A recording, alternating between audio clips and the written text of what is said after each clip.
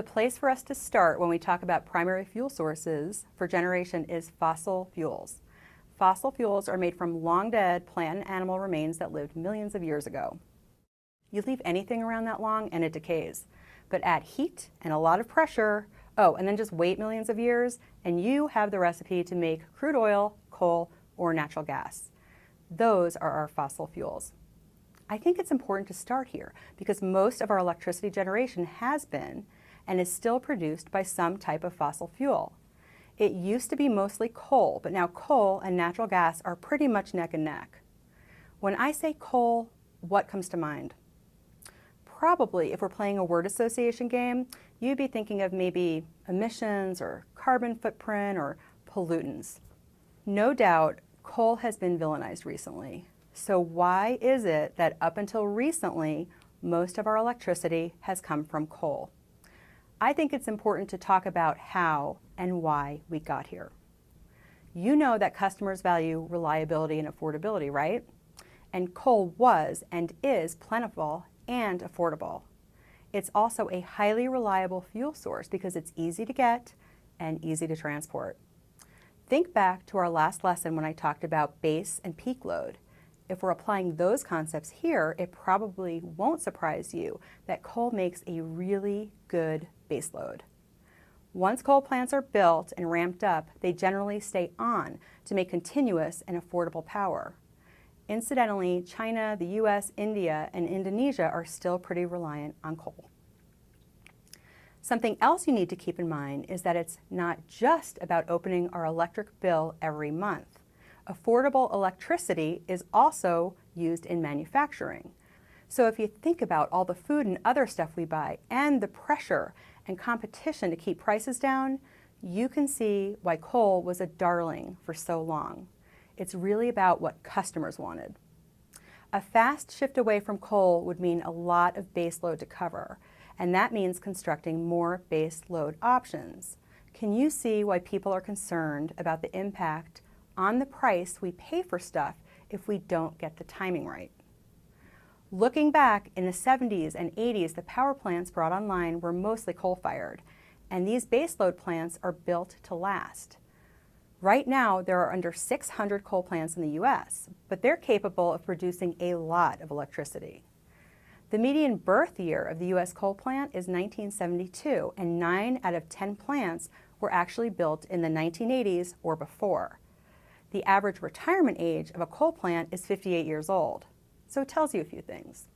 That is, a lot of the fleet is nearing retirement age, and replacing them is not a knee-jerk reaction. It takes a lot of planning to ensure we continue to get reliable and affordable energy.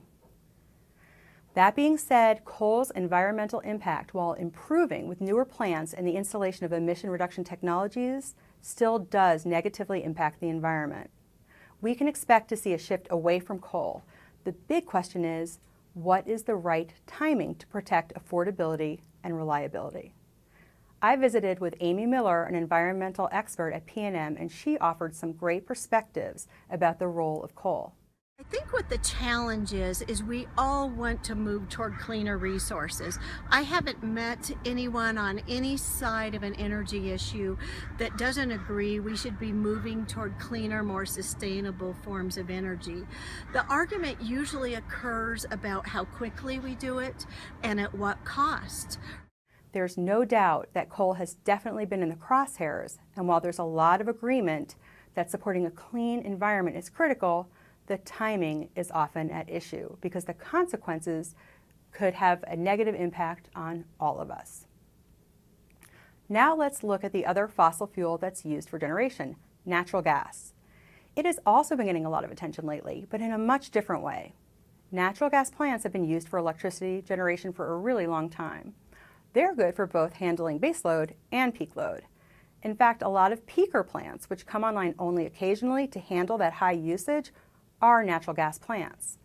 More recently, they're being held up as a possible solution to balancing affordability, reliability, and environmental stewardship with the shift away from coal. I mentioned earlier that coal and natural gas are pretty much neck and neck. Well, the latest projections from the U.S. Energy Information Administration actually reports that 2016 is the year that gas overtakes coal generation in the U.S. Natural gas burns pretty cleanly, and this isn't news. So then why is it that recently it's been getting much more attention? Easy. It's because the costs have gone way down, and this hasn't always been the case. But here's the deal. The cost has gone down because gas that used to be hard or even impossible to get because it was located in shale, meaning it was trapped in tiny pore spaces of rock. But things have changed. Drillers know that pumping water down the well under pressure could fracture the shale and free the gas. This has been done since the 1940s. Another process rolled out in the 90s, but has become more advanced and has revolutionized accessing trapped fuel. It works by drilling down to where the shale is and then turning the well 90 degrees through the shale. These techniques have unlocked enough natural gas to handle the U.S.'s needs for decades. The pros are pretty obvious: energy independence, inexpensive fuel, low emissions, and U.S. companies' economic success. If you look at this map, you can see that new gas-fired electricity plants are being located right by those shale areas. So what's the catch? The fact that I used the word fracture and said 90 degrees probably clued you into why natural gas is not without controversy either. The processes I described are fracking and horizontal drilling, and opponents are concerned about contamination from the fluid and earthquakes that can result from the processes. Now, we're not going to get too deep into this because it's beyond the scope of this course, but I want you to understand something that the general population likely doesn't, that there is a link between the low natural gas prices, electricity production, and why things are the way they are. We're all, I think, as an industry, reaping the benefits of record low natural gas prices. And you don't hear a lot of folks in the electric industry complaining about sort of the natural gas prices being in the cellar right now. We'd like to see that continue as long as possible. But that does have an immediate dollar for dollar impact on your bill. Those fuel costs, whether you're a municipally owned utility, whether you're a rural electric cooperative, or whether you're an investor-owned utility, fuel costs are passed on dollar for dollar to the customer. There's no margin on that. It's just, it's indisputable the impact the sort of fracking boom has had across the United States on the just the availability of natural gas nationwide. You have abundant supplies in the Northeast. You have abundant supplies in the Dakotas. You have abundant supplies here in Colorado, in Texas, Oklahoma. Used to be we were, and this wasn't that long ago, we're talking 6-7 years ago, looking at shipping gas from the west to the east. Now it's flowing the other direction. It just cannot be overstated enough, I think, the impact it's had on the electric generation industry. As you see, just as an investment decision, utilities nationwide going to natural gas as their fuel of choice because it is so abundant and it is so affordable comparative to other resources. That wraps our discussion of fossil fuel sources as they relate to electricity production. But I promise you the conversation will go on. What I'm hoping you've gotten from this is that just talking about a single primary fuel source as good or bad doesn't tell the whole story. You need to look at the whole picture.